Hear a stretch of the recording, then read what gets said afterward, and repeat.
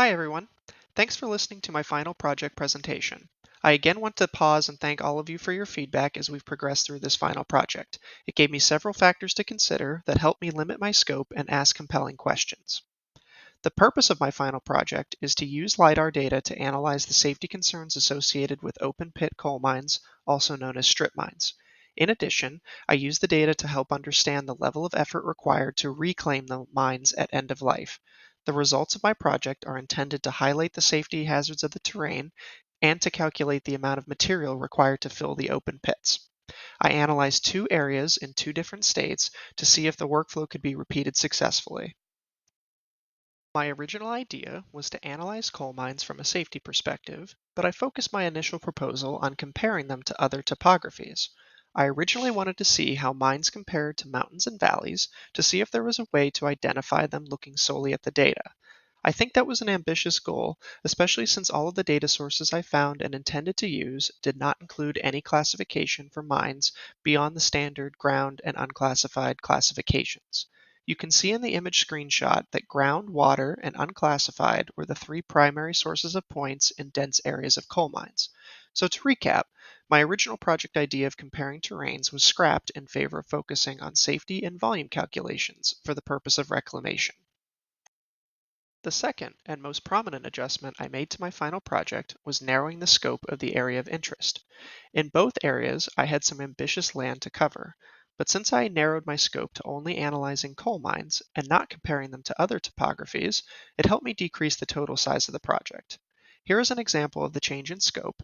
The highlighted yellow boxes indicate the new area of interest compared to the old 21 tile area of my project. As a final adjustment, my initial idea with the project was to jump straight into classification once all of the metadata was understood.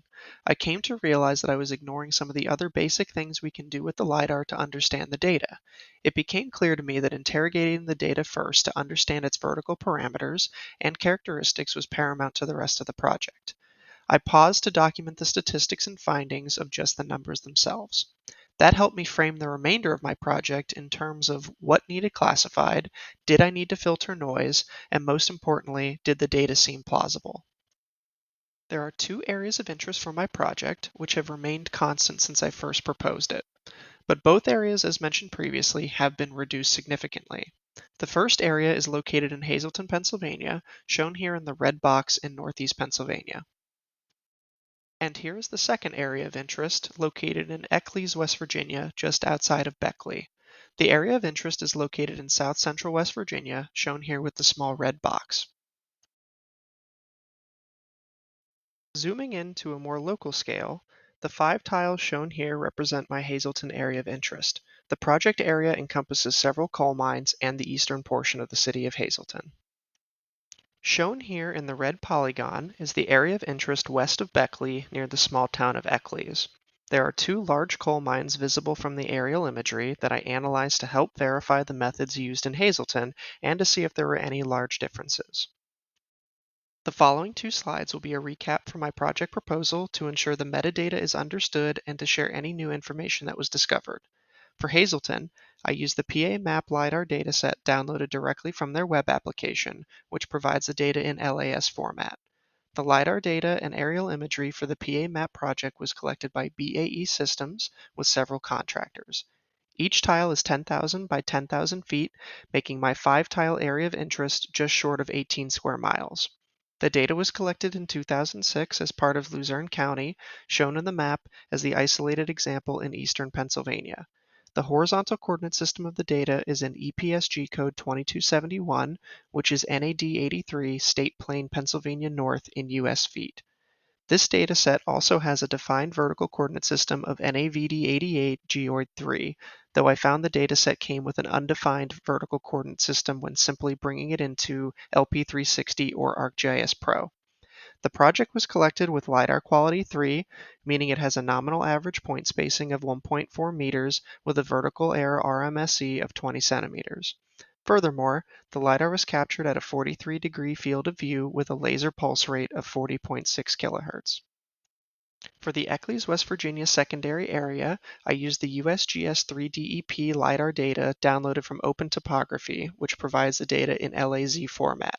The LiDAR data for this project was collected by multiple contractors, including Axis Geospatial, Eagle Mapping, and Leading Edge Geomatics. It's unclear exactly which of these contractors collected this area. They used Regal sensors for the LiDAR collection, and this project falls inside of the Southeast West Virginia R3 project area on behalf of FEMA. This was collected in 2018. The coordinate system was processed in the NAD83 2011 adjustment in meters, but the Open Topography download provided the data in WGS84 UTM Zone 17 North, also in meters. This dataset also has a defined vertical coordinate system of NAVD 88 meters with geoid model 12B. The nominal point spacing for this project was 0.71 meters with a vertical air RMSE of 19.6 centimeters. In the interest of time, I am going to focus my data processing methods on the Hazelton analysis. One of the purposes to this project is to make sure the steps are repeatable, but I will comment on that in the results section. After completing my review of the metadata, I discovered that I had to take a few steps in order to properly work with this dataset. In the Hazelton data, 4 out of the 5 LAS tiles were in version 1.1, while the final tile was in 1.2. When I would load the data into LP360, it would force the data to be split into 2 different LAS layers. This made things inconvenient, so I decided to figure out a way to get them all in one version. It also explained why the vertical system was undefined, as early versions of LAS and in many projects conducted prior to LAS 1.4, the vertical coordinate system is not required in the LAS header. I used the Export LiDAR data tool in LP360 to change both LAS layers in my map to version 1.4. This also gave me the opportunity to define the vertical coordinate system. I was curious about the point data record format as there are options for 6 through 8. I found a description of each in a Python library for LAS files. Point data record format 6 was introduced with LAS version 1.4, which includes all the values on the screenshot to the right. Record 7 added RGB values and Record 8 added near infrared, so I went with Record 8 as it appeared to be the newest. As I mentioned in my adjustments, I wanted to first focus on looking at the data and understanding it. It's a good thing that I did because I ran LAS layer statistics to see the elevation minimum and maximum. The maximum was over 5,451 feet, and considering Hazelton's elevation is below 1,700 feet, I knew there was some noise in the data. The 991 for a minimum was expected, as some of the areas spilled into a valley well below Hazelton's elevation. I used the profile tool to further investigate the expected values. One of the deeper pits showed an elevation of just over 1,300 feet.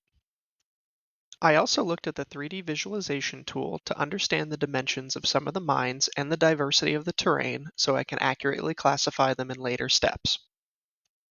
I scanned the layer in live view to see the classifications. Like other datasets we've seen, there was no high noise, mostly ground points and unclassified points.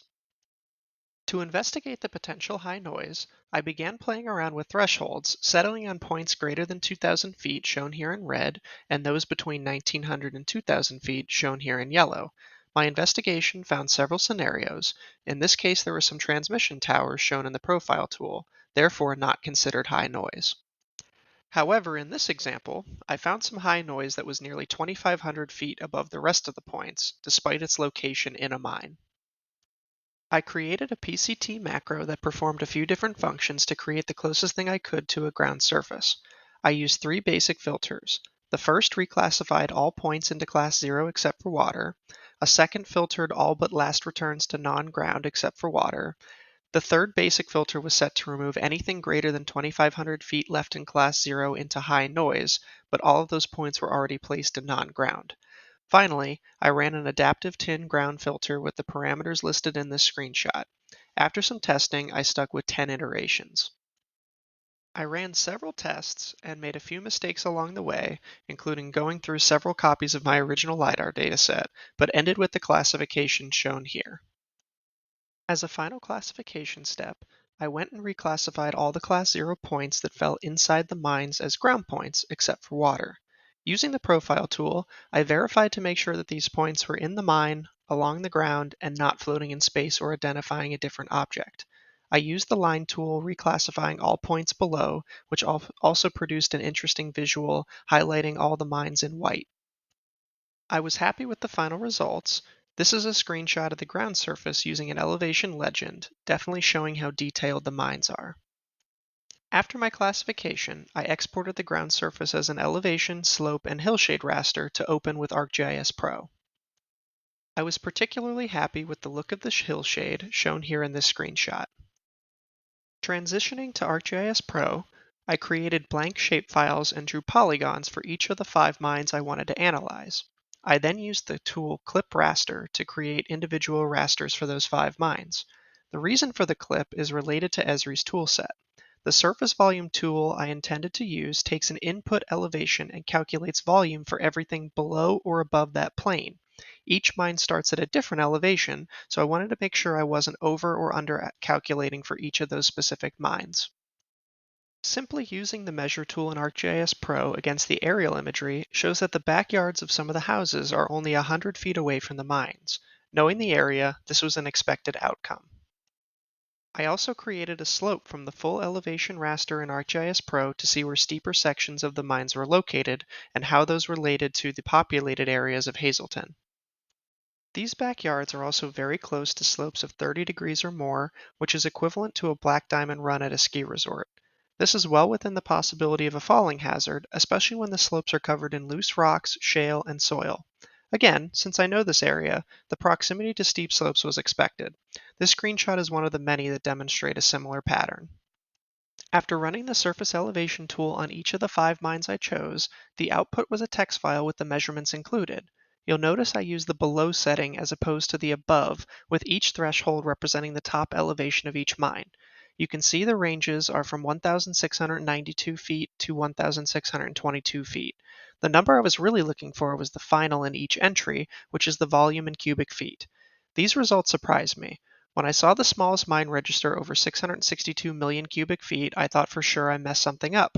But I did a conversion to cubic miles to make the numbers easier to work with, making my mine ranges from 0.0045 cubic miles at the smallest to 0.0275 cubic miles at the largest. After some additional research, I couldn't find anything exact, but the largest open pit mine in the world, which is Bingham Canyon in Utah, is said to be roughly 2.25 cubic miles in size, making it 500 times larger than my smallest mine and 82 times the size of my largest mine. That does seem plausible. I also found a calculation for the Mur mine in Russia, which is very deep but not very large in area. My largest mine was roughly 8 times the size in area, but still 2 times less in total volume. So overall, my results do seem plausible, but I have no way of definitively verifying if my final volume calculations are correct. If we assume that they are correct, it would take a little under 115 million cubic meters of dirt to fill the largest mine. Considering that the Bingham Canyon mine had a landslide in 2013 that displaced roughly 70 million cubic meters of earth, it would only take a little over 1.5 of those to completely fill the largest mine that I analyzed. It would actually fill the smallest one 4 times over. Is this process repeatable? The answer to this was yes. When I ran the same process on the Beckley, West Virginia data, it did work, but I had to be mindful of a few things. For starters, my data was in meters instead of feet, so I had to adjust the thresholds of the point classification tools, and I needed to adjust the volume tool in ArcGIS Pro because it was in meters. The mine from Beckley would have been the 4th ranked mine in size if I had added it to the other 5 from Hazleton. The slopes of this mine was interesting, as it funneled from the northeast to the southwest, slightly different than the pits of Hazleton that were more defined holes. I had several learnings during the course of this final project. When I originally created my macro, I based it on the work we had done in labs to densify ground surface.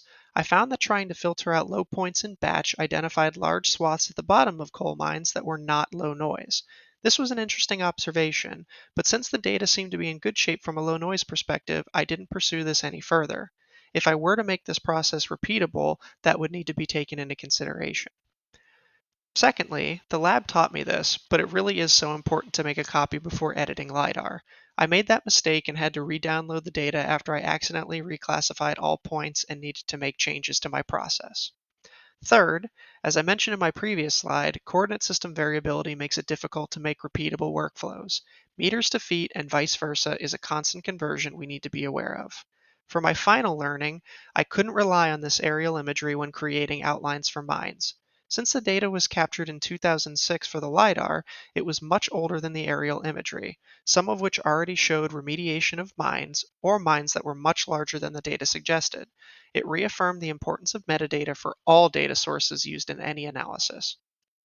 Here are a list of my sources for the project. I'm happy to provide these to anyone curious about my sources of data or information. Thank you to everyone for listening to my presentation. I'm appreciative of your feedback throughout this process and enjoyed taking this course with all of you. Please enjoy the rest of your summer and good luck with your final projects.